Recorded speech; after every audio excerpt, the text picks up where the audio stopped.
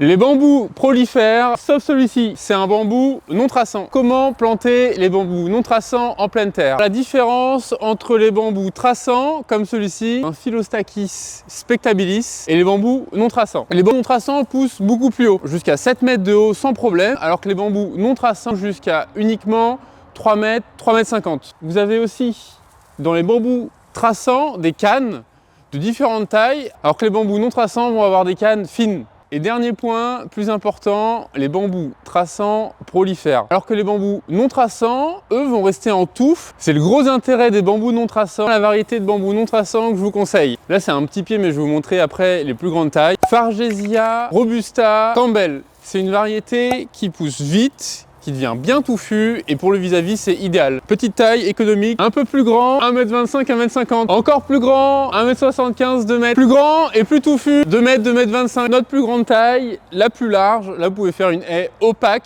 dès l'installation. On est parti installer cette taille-là. Pour l'installation, vous allez avoir besoin d'un outil, une bêche et de terreau spécial bambou. Alors pour la taille du trou, on va faire un trou 30% plus grand que la taille du pot, de manière à qu'il soit bien à hauteur. Une fois votre bambou installé, je peux vous conseiller deux dernières choses. Vous pouvez mettre un paillage et aussi vous pouvez faire une cuvette de manière, quand vous arrosez, l'eau va bien rester dans votre bambou.